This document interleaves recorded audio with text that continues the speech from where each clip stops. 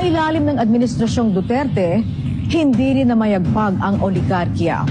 Sa unang taon pa lang ng kanyang panunungkulan, ay naging mapagmatsyag ang administrasyon sa mga makapangyarihang pamilya na kumontrol sa ekonomiya ng bansa at nagkaroon ng malaking impluwensya sa politika sa napakahabang panahon. Without declaring martial law, sinira ko yung mga tao na humahawak sa ekonomiya at umiisip. At hindi nagbabayad. They take advantage sa kanilang political power. Kabilang sa mga tinukoy ni Pangulong Duterte bilang oligarchs ay ang pamilya Lopez, ang may-ari at kumokontrol sa media giant sa ABS-CBN. Ang Congress is planning to restore the franchise of the Lopez. Wala akong problema doon kung i-restore ninyo. But if you say that if they can operate, kung may ano na sila, no, I will not allow them. I will not allow the NTC to grant them the permit to operate. Kung ibigay ninyo yung franchise because it is within your power to do it, go ahead.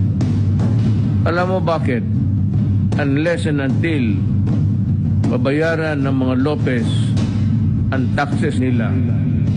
Ang nag-yes, 70. Ang nag-no, 11. July 10, 2020, nang hindi i-renew ng Kongreso ang broadcast franchise ng ABS-CBN. Maging ang business tycoons ay hindi rin nakalampas sa mga mapanuring mata ng Pangulo.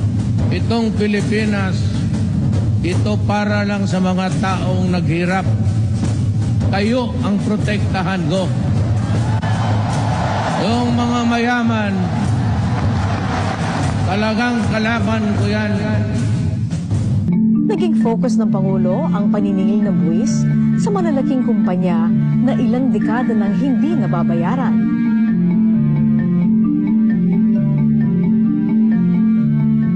Lucio Tan has almost 30 billion. He has to pay. He has to pay. Lahat he has to pay. Matapos ang mabilisang negosasyon, ang 6 billion pesos na pagkakautang sa gobyerno ng Philippine Airlines na pagmamay-ari ni Lucio Tan ay nabayaran bago pa man sumapit ang deadline na ibinigay ng Pangulo. Ginamit ang naturang salapi para pondohan ang priority projects ng administrasyon. Pinagbayad din ng Pangulo ang Mighty Corporation sa bilyon-bilyon nitong pagkakautang sa gobyerno.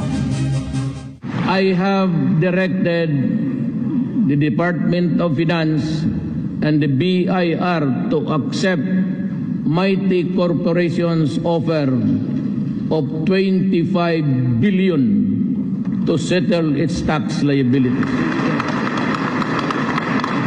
Ang halagang ito na isa sa pinakamalaking tax settlement sa kasaysayan ng Pilipinas ay ginamit sa rebuilding effort sa Marawi City at ganoon din sa Ormoc City na niyanig ng malakas na lindol. Saan yung big fish? Okay, I'll tell you. The big fish now? Si Ayala, pati si Pangilinan. And they corrupted the Filipino people. They signed an agreement, a contract, which was not shown to the country. Pinabusisi ng Pangulo ang long-term concession agreement sa pagitan ng Manila Water at Maynilad na umabuso umano sa milyong-milyong Pilipino. So may bagong kontrata ginawa si Guevara sa Justice Department. Nandiyan na sa kanila na yon. Pag-aralan daw nila. Pag-aralan. But I tell you, you better sign the contract which is good for the Filipino people. You do not sign it, I take over your operations, water distribution. I will nationalize the water in my country.